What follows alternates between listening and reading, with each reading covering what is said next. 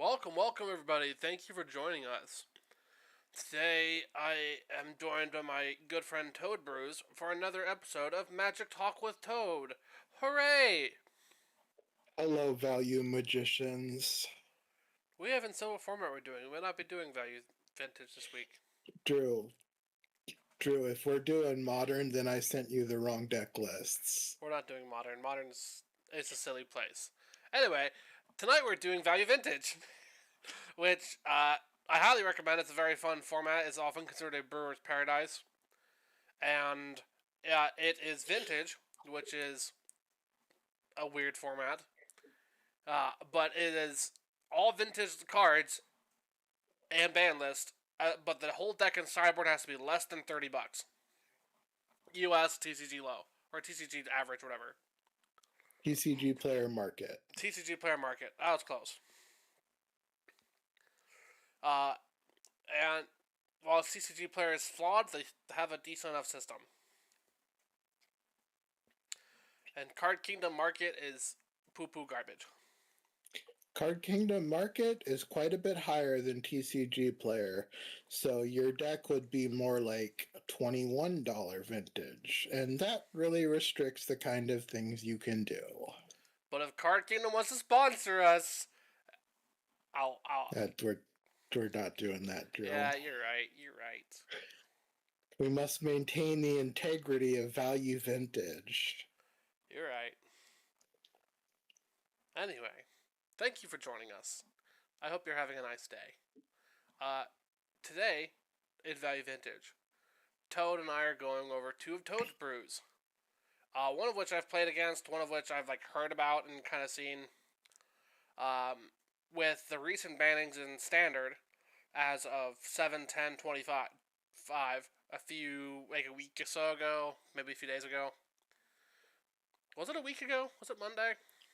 I don't know, Drew. Time isn't real. Anyway, a little bit ago, as of filming this, there were a lot of standard bannings. A massive standard bannings. And one of those cards was Up the Beanstalk, which is a key feature of this deck.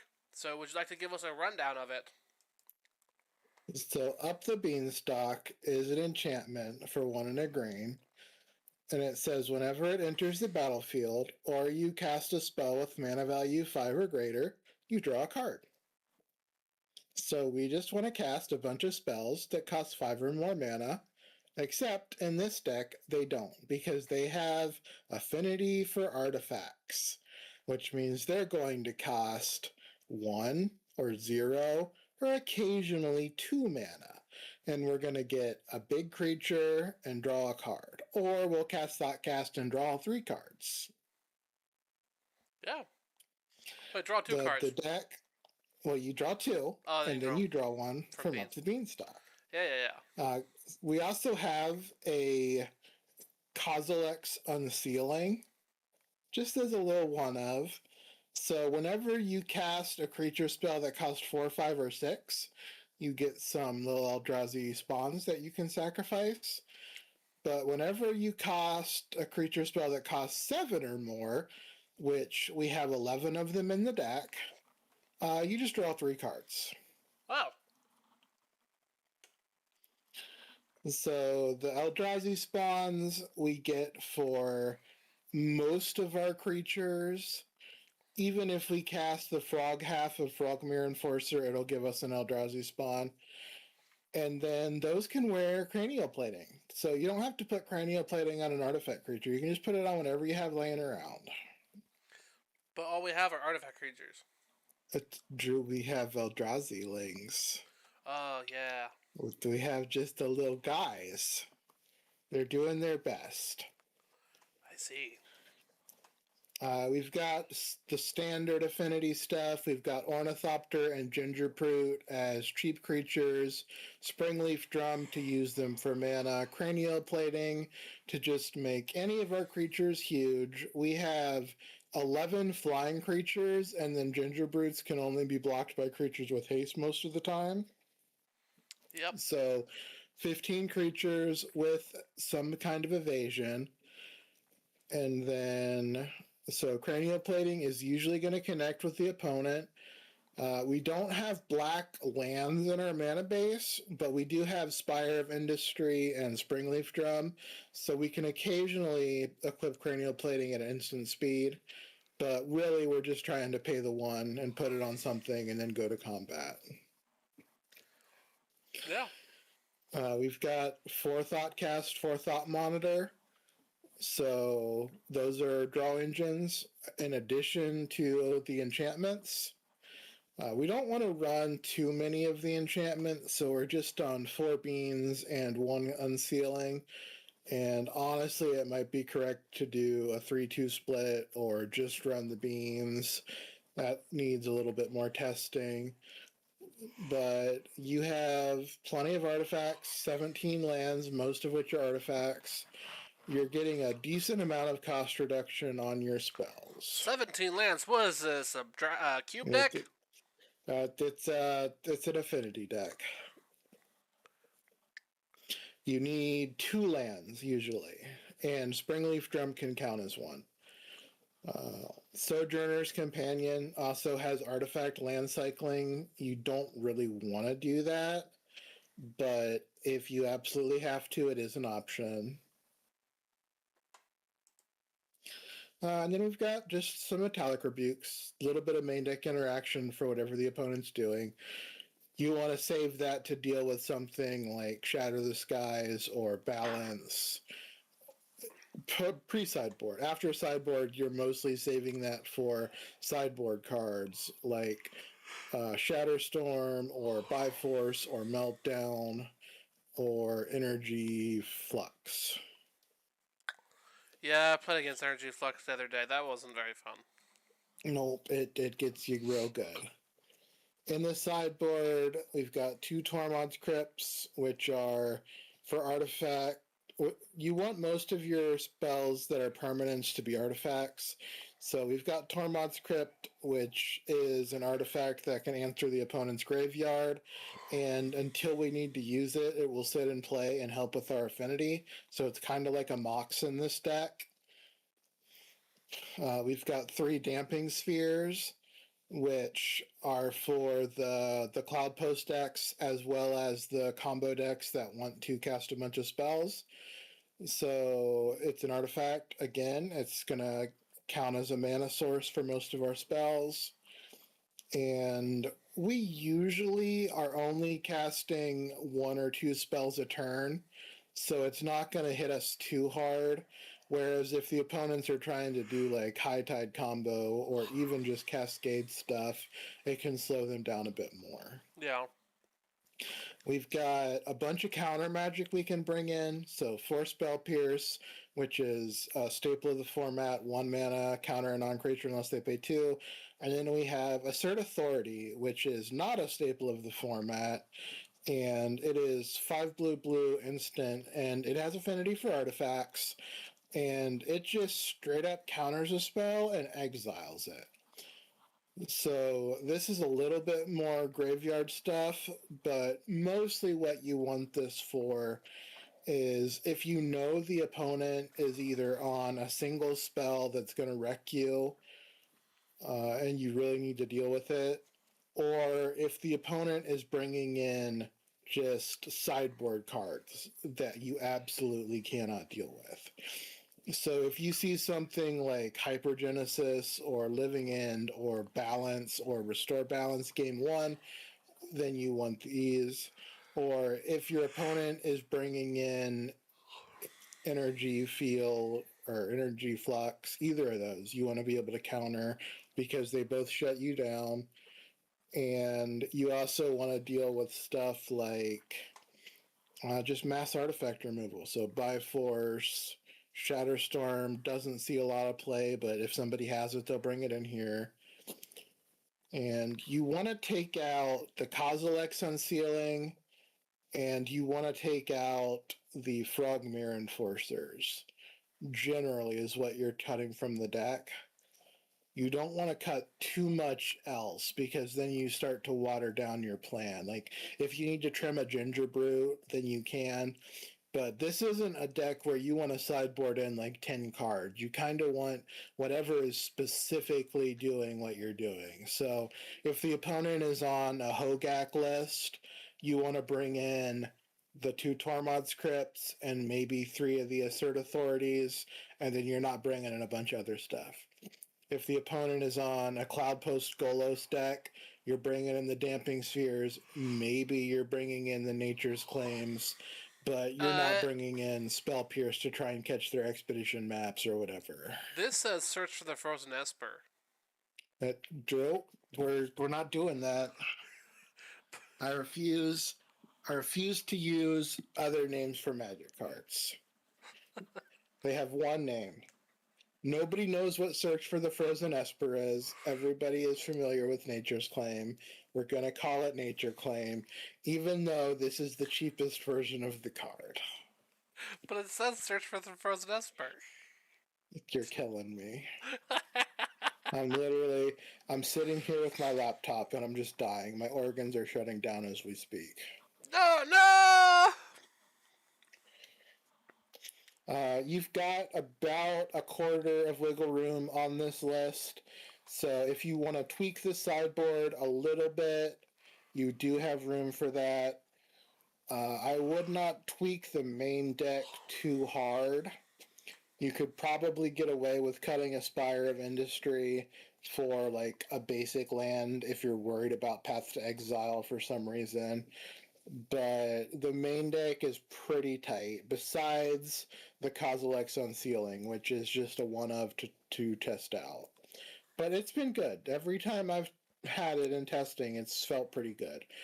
Like, you draw 3 cards on the turn you play it, and you feel great. Mm-hmm. I just think it's neat. Yeah, it's fun. Like, you play a Memory Enforcer and you get some Eldrazi spawn, and then you can block with them or put a cranial plating on them, or you can use them to like just cast a Soul Ring on the same turn or whatever. Just sack your Eldrazi's and put down cranial plating for free, basically. Yeah. You definitely can do that. It's a thing that it does. Like, it does a lot of work. Like, you don't want a bunch because you don't want to have 2 in your opening hand ever. But it's probably fine to have a Beanstalk and an Unsealing and a Springleaf Drum and an Ornithopter and 2 artifact lands and a Thoughtcast. Like, you can go off from there. Mm-hmm. Well. So that is the deck. If you want to goldfish a game, show people a little bit. We'll go fish a few games. Let's just do 2. Because we don't need to go super hard into it. Just give people a little bit of a feel. So this is totally a fine hand. Cool. Let's play test it. So we're going to play the Seed of the Synod. Synod. Soul Ring. Soul Ring. Tap it for cranial plating. Cranial plating. Alright, let's go. So that's our turn 1. Like, any turn 1 with Soul Ring is going to look pretty good. Next turn. Gingerbrute. Tap Soul Ring for Gingerbrute and Springleaf Drum. Springleaf Drum. Yep. And then play the Tangle Bridge. And then now we have 6 artifacts, so we're going to pay 1 and cast Thought Monitor. I was going to attach the cranial plating, but that works too. No, we're going to draw cards. Like, we're not killing them this turn. We're going to keep the momentum up. Alright. Thought Monitor. Draw 2. We draw Bridge, and we draw Sojourner's Companion. Right. Cast both of the Sojourner's Companions.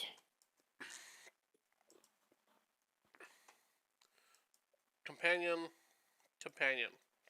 Now tap the Thought Monitor and the Springleaf Drum and equip the plating. Thought Monitor, Springleaf Drum, equip the plating. Now bash them. Crash and bash them for 1, 2, 3, 4, 5, 6, 7, 8, 9. So 10. 10 damage. 10 damage on turn 2.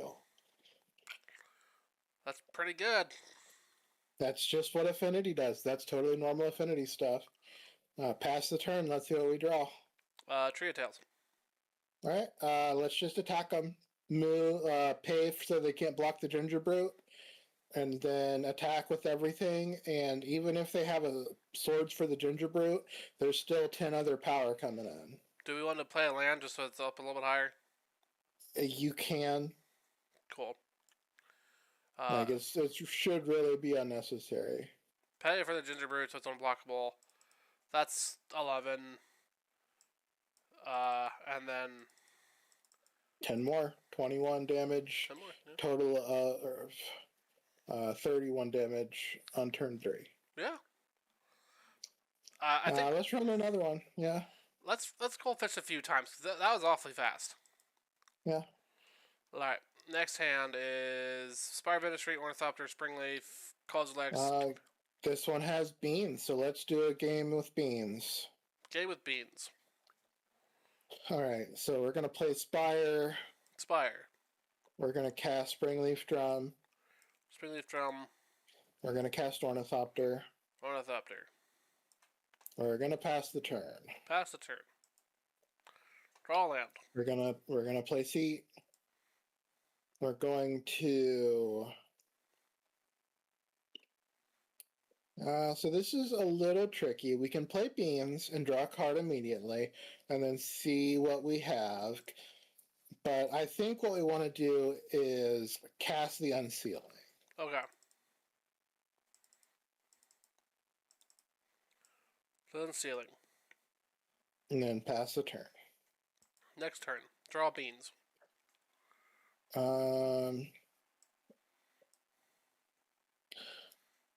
So we can definitely cast a 7-drop here. I'm trying to think if we can cast both of them somehow. We've got 3 artifacts, so they'll cost 4. So we actually can't cast a 7-drop. Yeah. So what we're going to do is we're going to tap the Ornithopter and the Springleaf Drum for red. Oh man,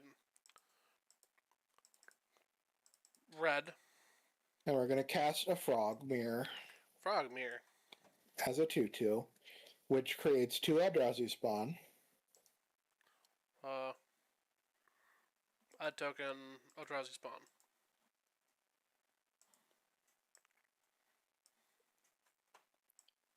So now we've got those, and I think we're going to go ahead and cast a Beanstalk, which we probably should have done before we cast the Frog, but we'll see what we draw. Beans. We draw a card. Yep. We draw Metallic Rebuke. Okay, that's fine. So we're going to pass the turn. Metallic Rebuke. Let's tap let's tap Eldrazi Spawn and Springleaf Drum. Get rid of it? No, and Springleaf Drum. Oh, and Springleaf Drum. And then we're going to tap the Seat of the Synod, and we're going to cast Beans. Beans. So we're going to draw from Beans. Thornwood Bridge. There we go. Play the land. All right, so now we have 5 artifacts. Yes. So go ahead and sacrifice both of the Eldrazi spawn. Goodbye, spawn. And cast Sojourner's Companion and draw 5 cards. 1, 2, 3, 4, 5. Cast Frogmere as a 4/4 and draw 5 cards. Frog Mirror. I need to change that one's power and toughness to 2/2.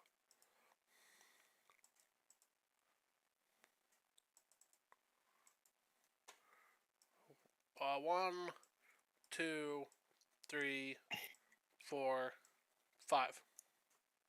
All right, cast the Springleaf Drum. Springleaf Drum. And then we're gonna attack for 2. Attack for 2. And then we're going to pass the turn. We could play more and try to go off more, but I like holding up a counter spell. We've already got 10 power plus a bunch of draw engines in play. We're going to have to discard down to hand size, so we're going to get rid of Tanglepool Bridge and Spire of Industry. Okay. And then we're going to get rid of a Thoughtcast. That's what I was thinking. Because we've got several of them, and we already have so much draw power. So then we're going to go to the opponent's turn, and we're going to Metallic Rebuke anything relevant they play.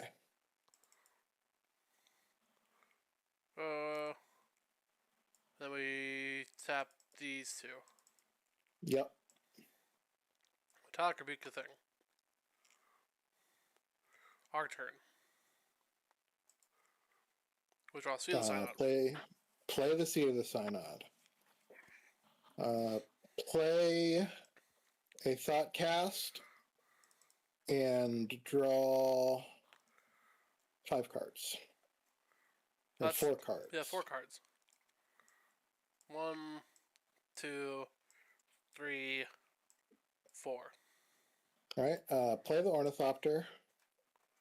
Play the Ornithopter. We needed to pay for that Thoughtcast. I did, I just accidentally, whatever. Alright, and now we will pay for another Thoughtcast. Pay for another Thoughtcast. Draw 4. 1, 2, 3, 4.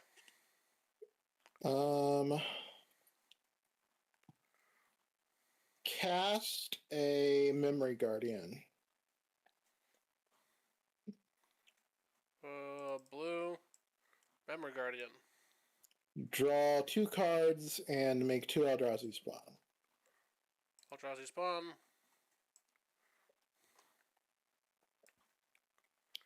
Add token. Eldrazi spawn. And draw beans. Ginger Brute. Okay. Let us... How many artifacts do we control now? 1, 2, 3, 4, 5, 6, 7, 8, 9, 10, 11. Alright. Stack the Eldrazi spawns and play a Cranial Plating. Do you want to tap them for mana before we sacrifice them? Yes, let's do that. Tap them both for mana and play a Cranial Plating, and then sacrifice them and play another Cranial Plating. Cranial Plating and Cranial... Actually, play...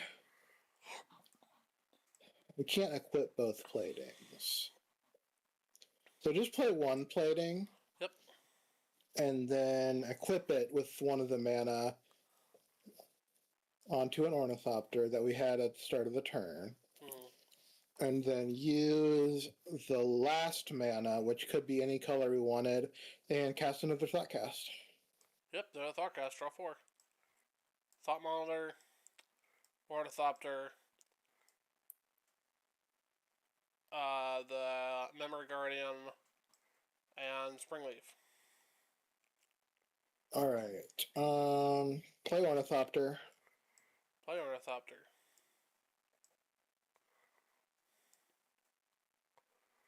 There's a couple options we have from here, and I think all of them are lethal, so I'm not super hung up on it.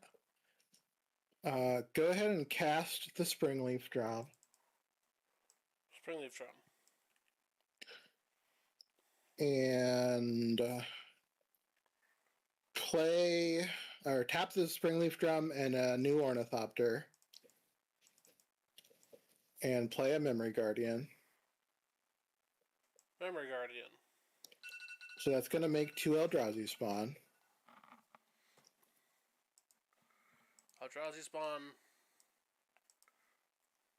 Eldrazi spawn. And it draws us 2 cards. 2 cards, yep. Beans. Soldier's Companion. Alright, play Sojourner's Companion. Soldier's Companion. Draw 5. Thought Monitor. Frogmere Enforcer. Thornwood Bridge. Ginger Brute. Thought Monitor. Alright, play Frogmere Enforcer as a 4/4. Draw 5 cards. Cranial Plating. Soldier's Companion. Memory Guardian. Rustfield Bridge. Thought Monitor. How many cards are in our library? 11. Play Sojourner's Companion, draw 5 cards.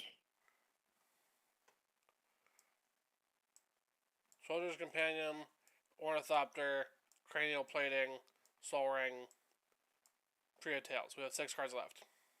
Alright, sacrifice an Eldrazi Spawn. Play Soul Ring. Play Soul Ring. Tap Soul Ring for Cranial Plating. Sacrifice an Eldrazi Spawn for Springleaf Drum.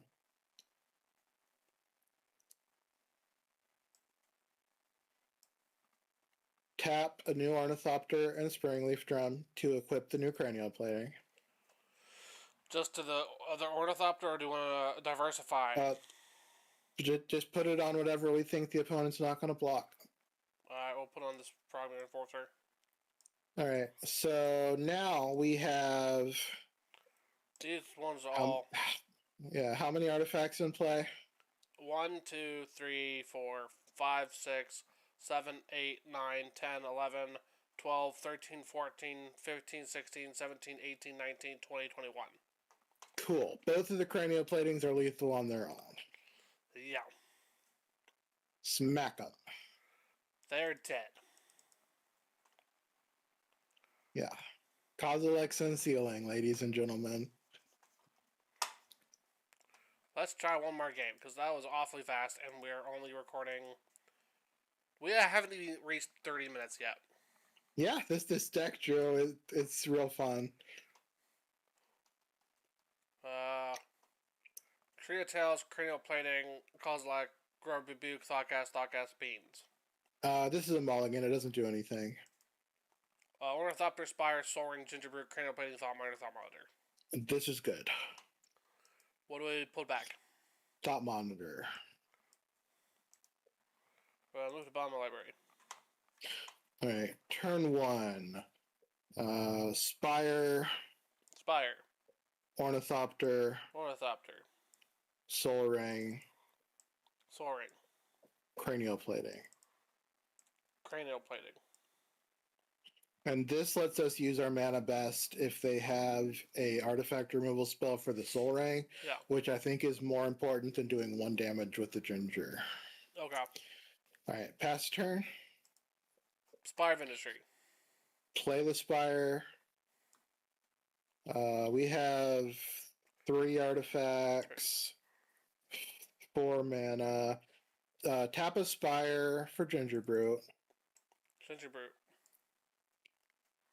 And then we have 4 artifacts.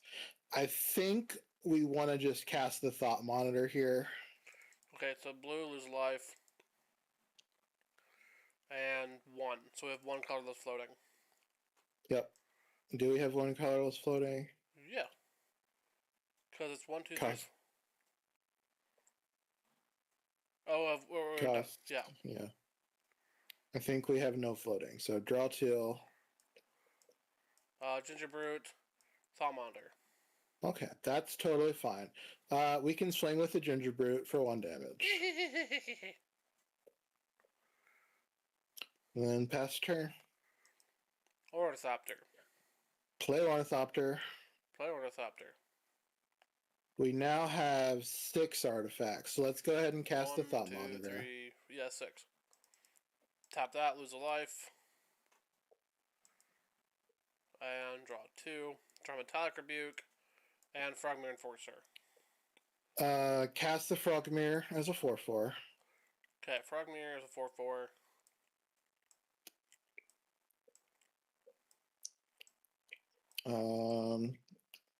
Tap Soul Ring and play a Gingerbread. Tap Soul Ring, play Gingerbread. Use the floating mana to equip the other Gingerbread.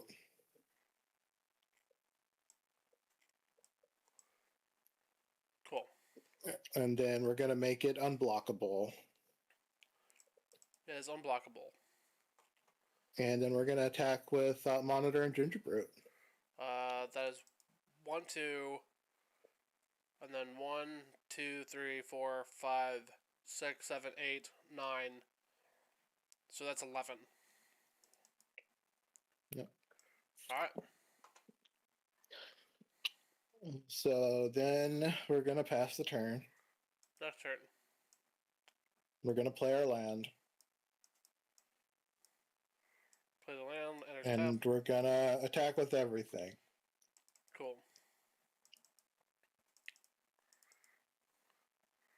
And that's one. We're also going to attack with the Ornithopters. Okay. Because if the opponent has removal, we have 2 black sources. We can move the cranial plating onto an Ornithopter at instant speed. You're right. So that is in turn what? Turn 4 win? Yeah. Did we miss a land drop? I think so. I think we missed a land drop. So yeah, turn 4, a little bit slow for this deck, but we do have a counterspell held up on the last turn. So we could have held it up earlier if we really needed to. I feel fine. Like, I think this deck, it does the normal affinity thing, but then it also has games where it draws 50 extra cards. Yeah, you nearly decked yourself out the one game. We could have lab manned on that game if we wanted to. Yeah. I think there might actually be a version of this deck that runs lab man and another unsealing and mirror enforcers and just gives up on the cranial plating. Yeah. But I think doing the normal affinity stuff is more reasonable as a plan B. Okay. Cool. Well, that was really fast. We have just now recently hit 31 minutes and 50 seconds. So we're at 32 seconds. 30 minutes. Yeah. Yeah. Well, so let's jump to the other deck. So, tell us about this one. Some of our Pauper players might know this deck by a different name, and we're not going to use that name. We're going to call this Goblin Persist Combo. And this is a deck that is playable in Pauper, and it has just been very far upgraded to compete at a vintage or value vintage level with some very good rares and uncommons. So the core of the deck is Putrid Goblin, First Day of Class, and a Sack Outlet, which is usually Skirk Prospector, but can be something else. And what this does, let's read First Day of Class first. First Day of Class. 1 and a red, instant. Whenever a creature enters the battlefield your controller's turn, put a 1/1 counter on it, and it gains haste.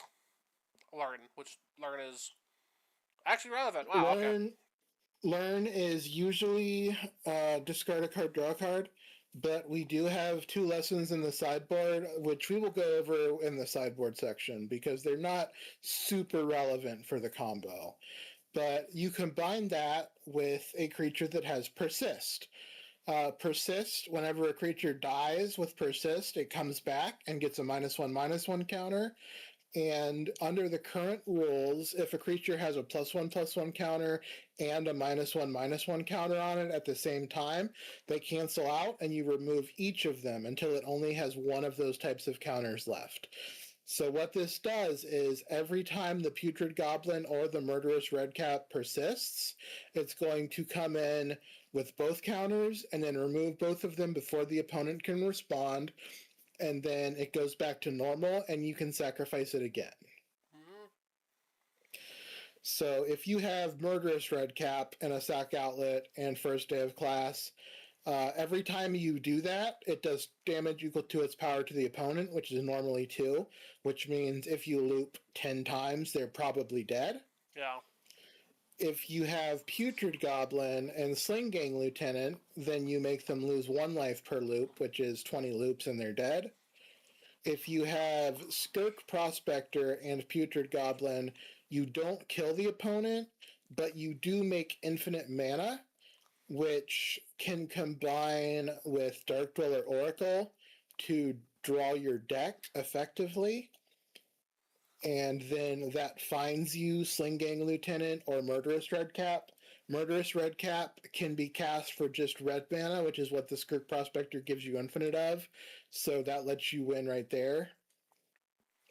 You can also just cast all of your first day of classes, which means all of your creatures will enter with 4+1/+1 counters and haste, and you can just cast a bunch of little goblin dudes. You get to cast 3 Impulsive Pilferers, 4 Goblin Matrons, 3 more Skirk Prospectors, a Gem Palm Incinerator, and a Dark Dweller Oracle with your red mana. And each of those is going to come in with 5 or 6 power and haste, and so you'll be attacking for like 40.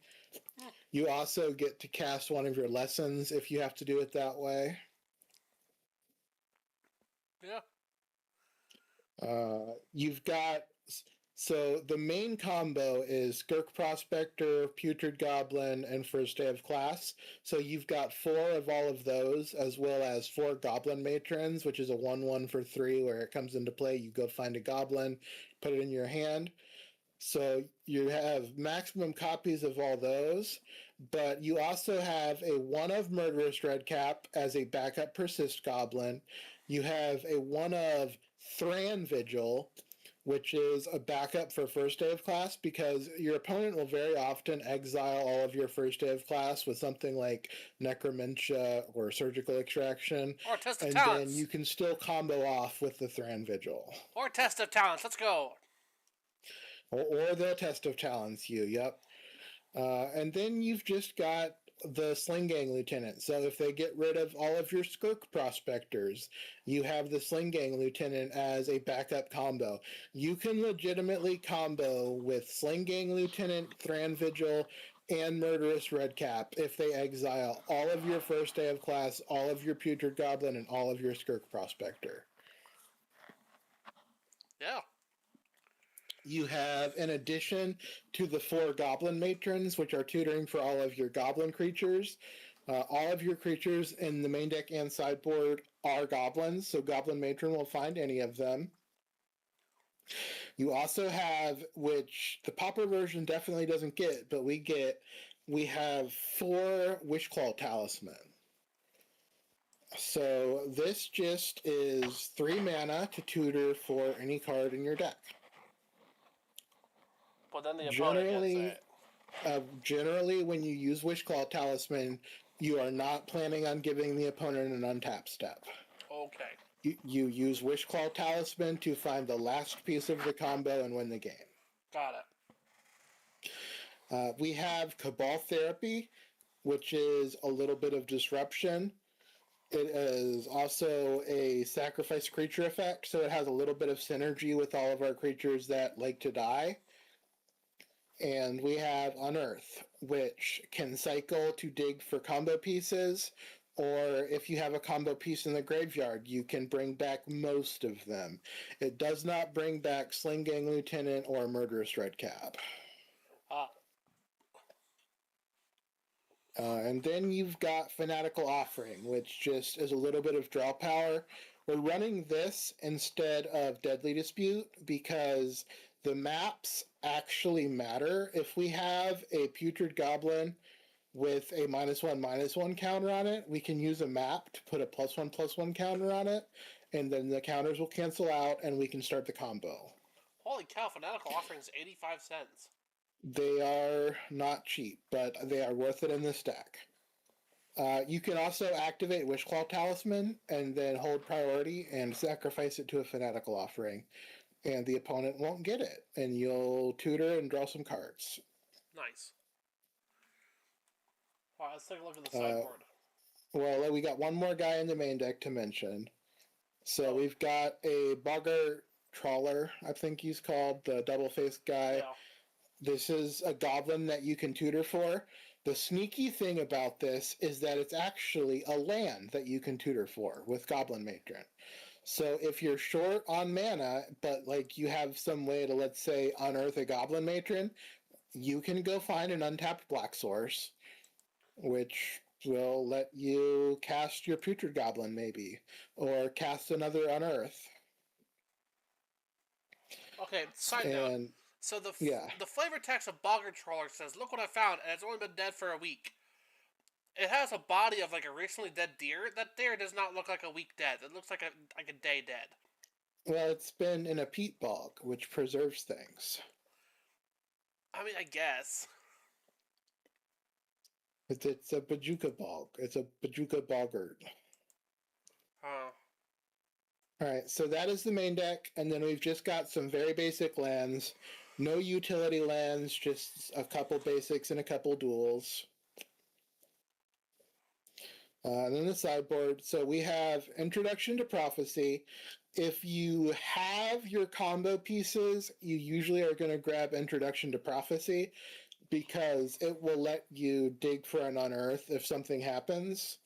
If you don't have your combo pieces, but you do have the infinite mana, so you can't win the game, you can just use Mascot Exhibition. If you've cast First Day of Class, these are all going to come in with a +1/+1 counter and haste, which means you're going to get a pretty reasonable attack force. Yeah. Plus the Putrid Goblin or whatever you're using, you're going to be attacking for like, what is it, 12 or 14 damage, something in that range. No.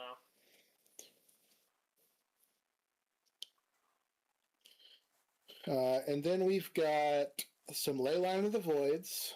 Good choice. For other graveyard decks.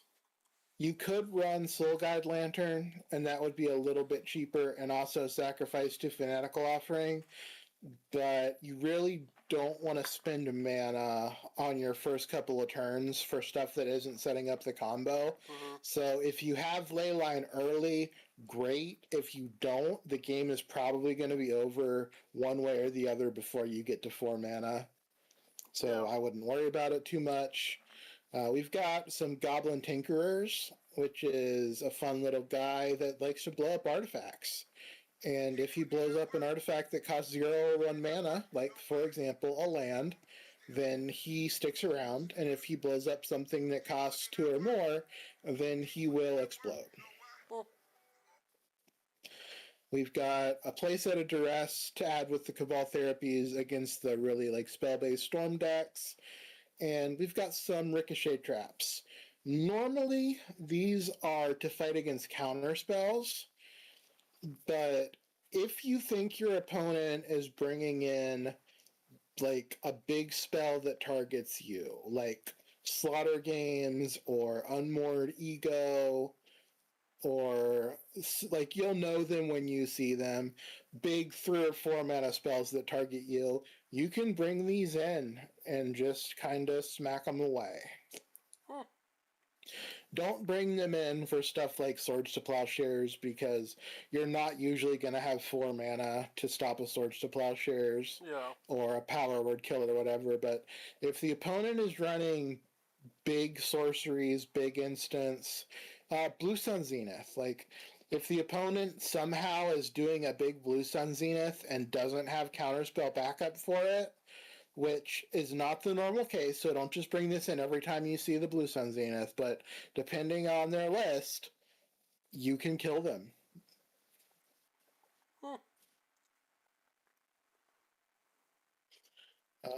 And then that's kind of it. So if you want to run through, we've got also a considering board, which Soul Ring could go in the deck.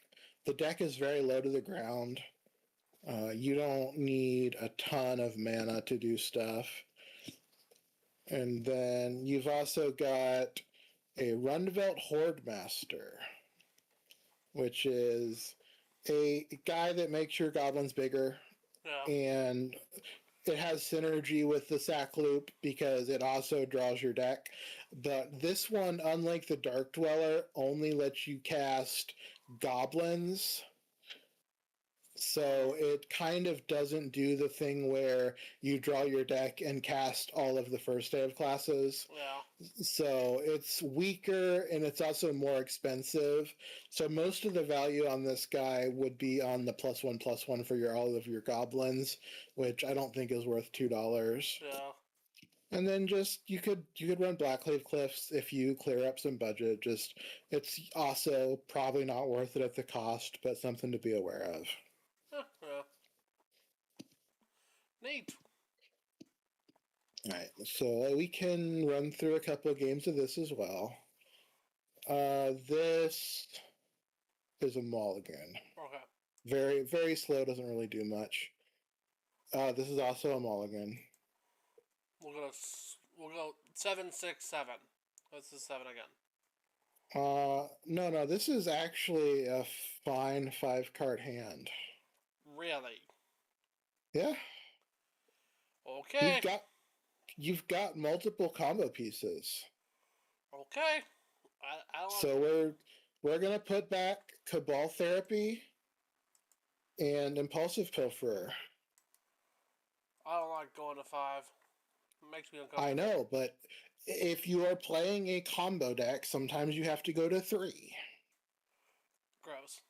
So we're gonna play Smoldering Marsh. Smoldering Marsh.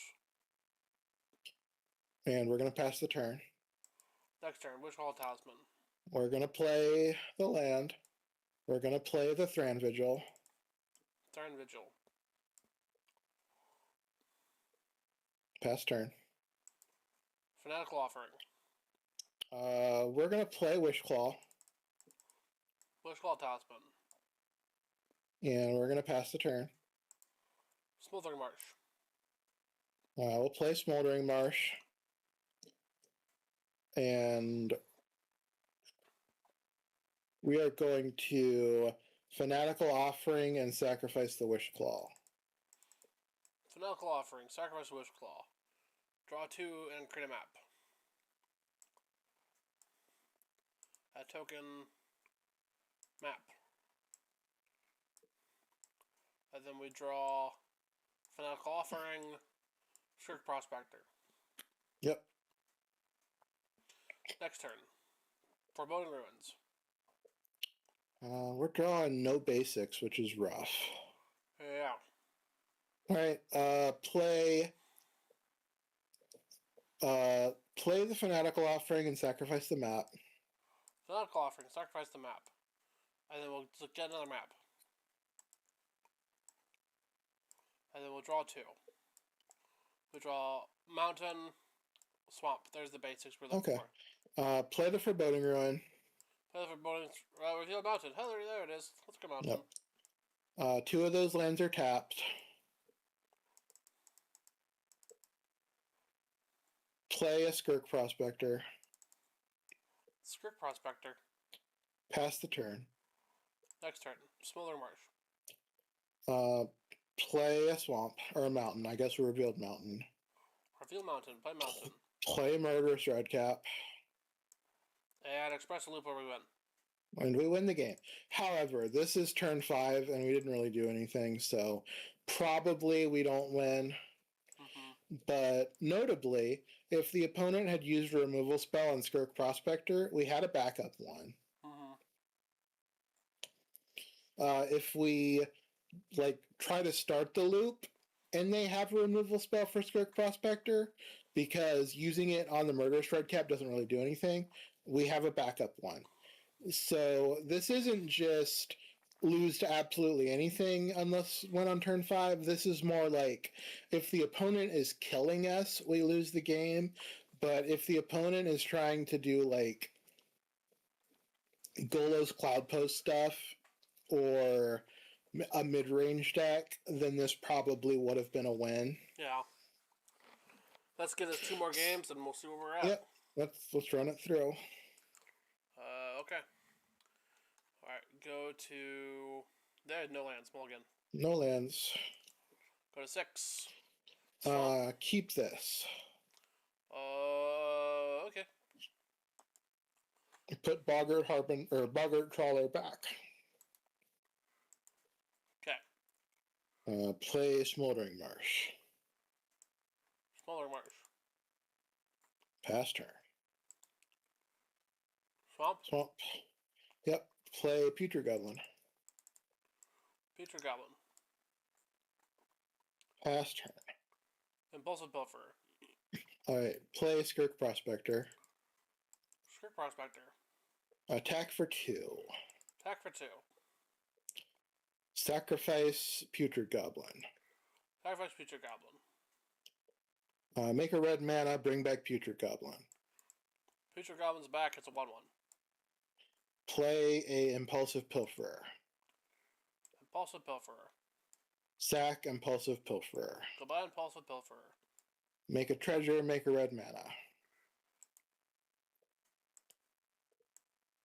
I have a floating red mana. Actually, we have 2 floating Play. red. Yes. No, we don't. We only have 1. Play Impulsive Pilferer with a floating red mana. Impulsive Pilferer. Sacrifice it. Goodbye, Impulsive Pilferer. Make a treasure and a red mana. Treasure and red mana. Use the red mana and the swamp to Fanatical Offering and sacrifice the Putrid Goblin. Goodbye, Putrid Goblin. We draw Impulsive Pilferer. Dragon's Skull Summit. Make a map.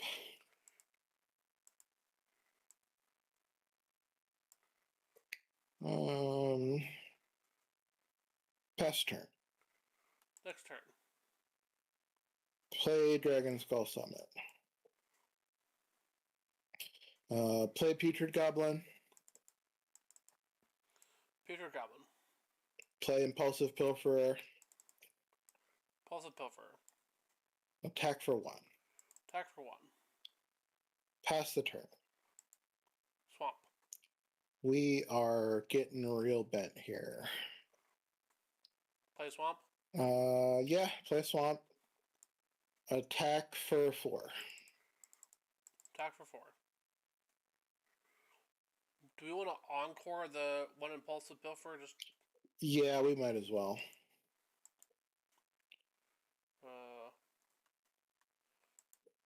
Wrong card.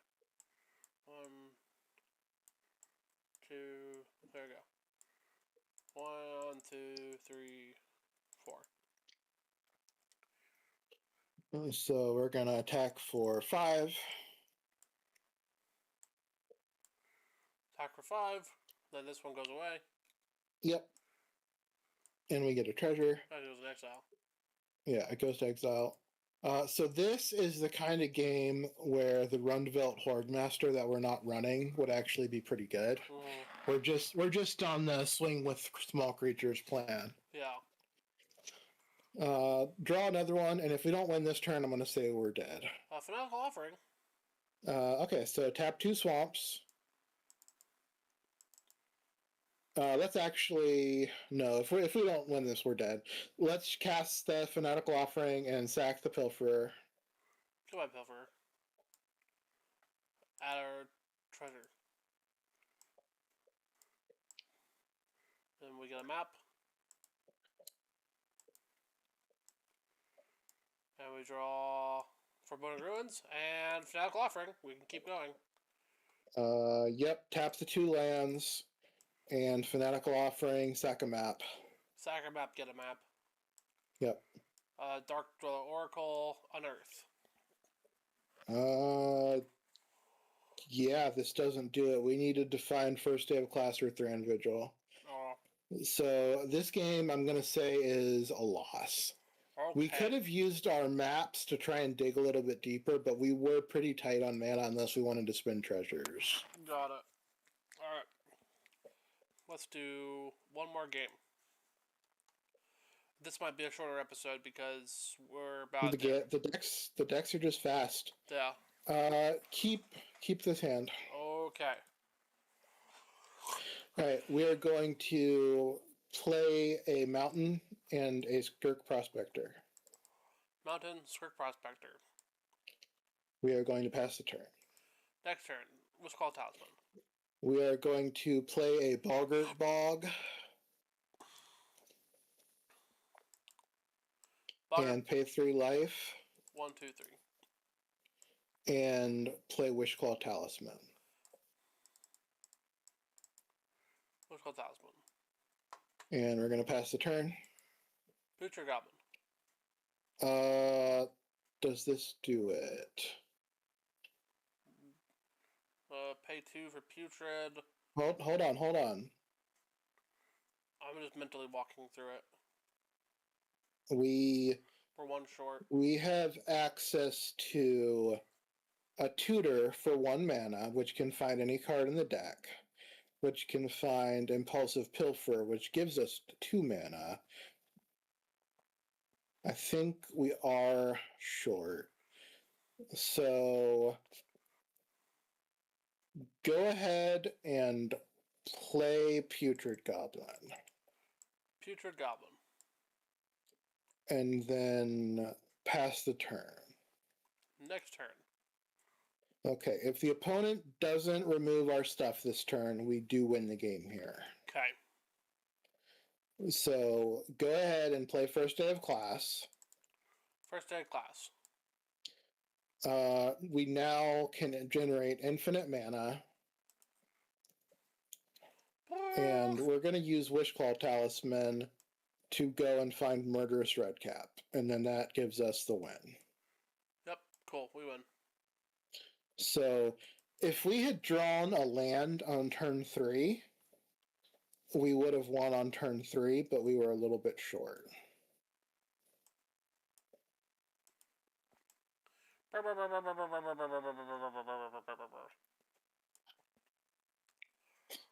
So that was a turn 4 kill. Not great. Acceptable. Anything turn 4 or earlier, I consider acceptable, especially if we are killing through blockers or a spell pierce, which this one does not. But if you can beat one piece of interaction and kill on turn 4, you're doing pretty well. It's just unfortunate that we had to invest in Wishclaw and then we couldn't get the payoff for it. Let's try one more game because we have 4 minutes before we hit an hour, and this deck goes fast. Let's run through. Dragon Skull Summon, Cabal Therapy, Fanatical Offering, Wishclaw, Siege Gang, First Day Matron. This is a mulligan. Uh. This is a keep, I think. Yeah, this is a keep. Okay. Alright, we're going to put a Dragon Skull Summit back. Blue on the library. Alright, we're going to play the Impulsive Pilferer. Mountain. Pilferer. And then pass the turn. Next turn. Okay, that's not a terrible draw, but it's not what we needed. We're going to attack for 1. Attack for 1. And then we're going to...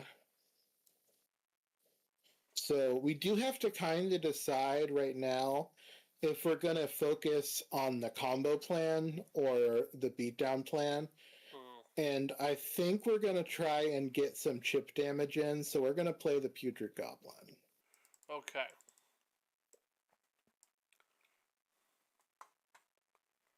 Next turn? Yep. Smoldering Marsh. Let's attack for 3. 3.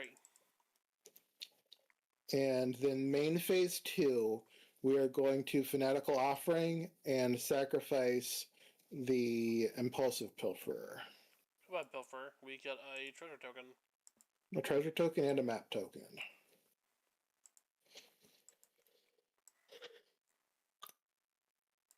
And then both of our lands are tapped, and we draw 2 cards. Skirk Prospector and Fanatical Offering. Okay. We're going to play our land. Smoldering Marsh. And then I think we're going to use our treasure and cast the Prospector. Use the treasure. Skirk Prospector. And then we'll pass the turn. Next turn. Oh, we got it. We win the game. Yep. So this is, again, turn 4 kill. Doesn't beat Spell Pierced. Doesn't beat a Swords to Plowshares. But on this one, if we do get stopped, we at least have some more draw spells waiting to cast. Yeah. So again, this is a little bit awkward opener. We missed a land drop again. The deck might want more lands, but I don't know what you would cut because it's pretty tight. Yeah. And you do just need to get to 2. You can win the game on 2 lands, especially if you've got Impulsive Pilferers sitting around. So, turn 4 kill, totally reasonable.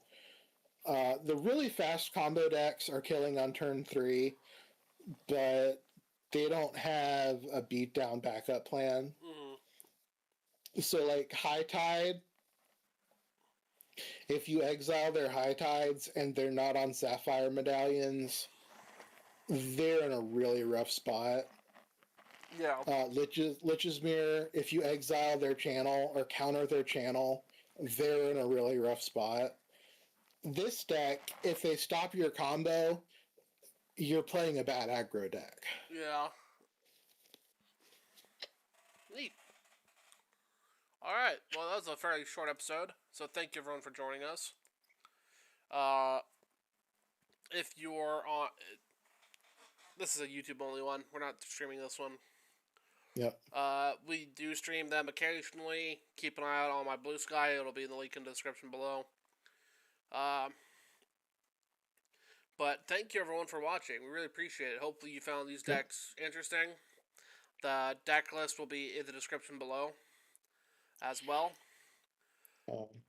Also, we have been throwing around the idea of switching from alternating videos between deck techs and gameplay to instead doing a single deck tech and then doing a match or two to show off that deck.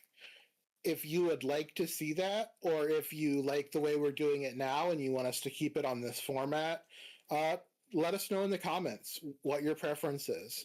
Because ultimately, we're making these videos for people to watch. And if nobody wants to watch them, we're happy to change how we're doing them. Yep. So, thank you very much. If you're watching on desktop, on the left side of the screen, there will be a playlist of all the other Magic Talk with Toads. Watch them. You might like them. Some of the decks are a little bit outdated. Some of them are not. You never know. That is a thing with Value Vintage. Every time a set comes out, we get new cards that are budget. Every time a set comes out, stuff goes up or down in price, and some decks become obsolete, and some decks become too expensive. Right now, we're dealing with Dark Ritual starting to be pretty pricey, so a lot of decks are having to be reworked. Though, as of filming this, Edge of Eternity spoilers are coming out, and there's a few cards where I expect the price to be dropping pretty low. We just got the standard ban announcement, so there's a lot of stuff opened up. People are brewing with Up the Beanstalk. People are brewing with the Monstrous Rage stuff from the red deck that got banned. We don't quite have Corey Steelcutter yet, but if you like that card and you're sad you can't play him in standard, hold on to him for a little while. Maybe we can get something going. Maybe. But yeah, thank you very much. Thanks for tuning in. Make sure to like, subscribe, leave a comment. It really helps. Every little view helps. Currently, we're averaging at about 20 to 30 views per video, give or take. And honestly, that means the world to us. So thank you. Yeah. And yeah, anything else you want to say, Toad, before we sign off? We've already signed off, whatever. Everybody have fun. Have a great week. We'll see you next Tuesday. We'll talk to you later. Bye!